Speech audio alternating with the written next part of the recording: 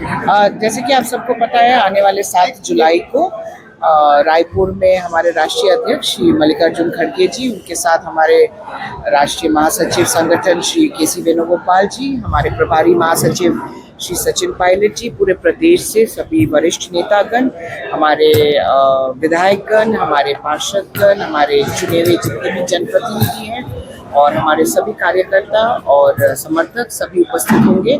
किसान, जवान और संविधान जनसभा, इस जनसभा में हमारे राष्ट्रीय अध्यक्ष लोगों की बात सुनेंगे और लोगों को संबोधित करेंगे कि किस तरीके से किसान इस प्रदेश में त्रस्त हो चुका है, हमारे जवान बेरोजगार हो रहे हैं, हमारे जवानों के ऊपर क्या कहर ढाया जा रहा है और संविधान का किस तरीके से उल्लंघन किया जा रहा है, क्योंकि एक 5वीं अनुसूची क्षेत्र है छत्तीसगढ़ और यहाँ में संविधान का बुरी तरीके से उल्लंघन किया जा रहा है। हमारे एसटी, एससी, ओबीसी और माइनॉरिटी के जो लोग हैं उन पे दिन ब दिन अत्याचार बढ़ रहे हैं।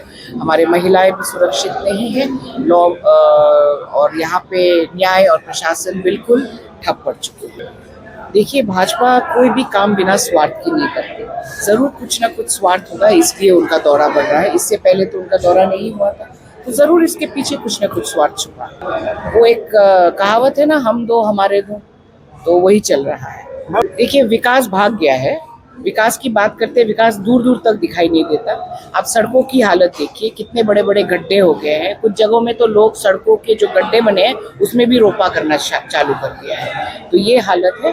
और आप विकास की बात कर रहे हो, आप सुशासन की बात कीजिए ना। सुशासन की बात करते हैं, श को हटा के क लगाना चाहिए इनको। सुशासन राज चल रहा है छत्तीसगढ़, परहेज कर रही है, क्योंकि जहाँ से उनको आमदनी मिलेगी आप वो तो उसी तरफ जाएंगे ना। बहुत दुख की बात है कि देखिए 10,400 के ऊपर आपने स्कूल्स बंद कर दिए हैं। इस प्रदेश के भविष्य के बारे में आपने नहीं सोचा। आप 1400 से ज्यादा मधुशालाएं खोल दी, तो आप यही चाह रहे हैं कि पहले मधुशाला है उसके बाद पाठशाला है इस प्रदेश में। सी-मार्ट खोला गया तो उसमें भी शराब की दुकानें खोली जा रही है। मैंने बोला ना, जहाँ जहाँ आमदनी मिलेगी वहीं पे वो अपना हथकंडे अपनाएंगे। 7 तारीख पे हमारे मैडम ने पूरा डिटेल में बताया आपको। किसान, जवान और संविधान बिलास रायपुर में हमारा एक कार्यक्रम हो रहा है। डीएपी जिस तरह से दुर्लभ हो गया है, किसान, मैं चूंकि उस बैकग्राउंड से आता हूँ, मैं आपको बता देता हूँ।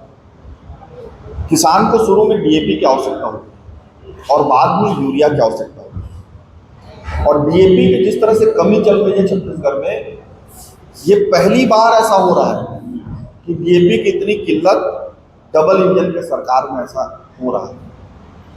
किसान को दूसरे खाद जो 1103 बोलते हैं उस पर जाना पड़ रहा है, जो कि कोई उपयोगी नहीं होता है। और डीएपी की कमी, किसानों के साथ जिस तरह से व्यवहार हो रहा है। दूसरा चीज, हमारे जो जवान हैं बेरोजगार, जिस तरह से युक्तिकरण के नाम से, बहाने से ये किया जा रहा है, 40-40 हज़ार पद समाप्त कर रहे हैं। और अभी जल संसाधन विभाग का नया विज्ञापन निकला है। जल संसाधन विभाग का नया विज्ञापन जेई पोस्ट के लिए, जेई पोस्ट के लिए 8,000 लगभग भर्ती करना है और ये वो कर रहे हैं आउटसोर्सिंग के जरिए। एक ठेके के जरिए वो 8,000 पद भरा जाएगा।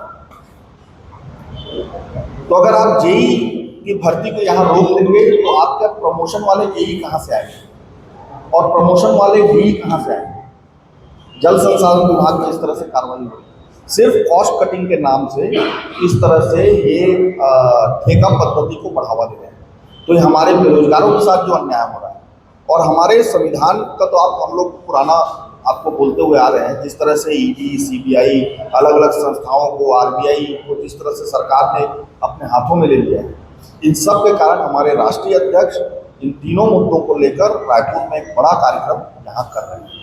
बीओजी की बैठक कराई। बीओजी की बैठक में इस प्रस्ताव को पास किया गया कि इसको शासकीयकृत किया जाए, लेकिन हमारा आखिरी साल चल रहा था सरकार का और सरकार बदल गई। तो जब उस समय वो लोग रोना धोना कर रहे थे कि भाई शासकीयकृत किए जाए करके, अभी तो 2 साल से लगातार 0 वर्ष घोषित किया गया है। अब तो बचा लो केआईटी को। केआईटी के लिए आप इतना बार बोलते थे, अब 36 महीने से तनख्वाह नहीं मिला है। तो उसके लिए जिस तरह से आप प्रेस कॉन्फ्रेंस लेते थे, मीडिया में बयान लेते थे, उस चीज़ों को आप करिए। अगर 2 साल हो गए, आप क्यों नहीं कर रहे हैं उसको कार्रवाई?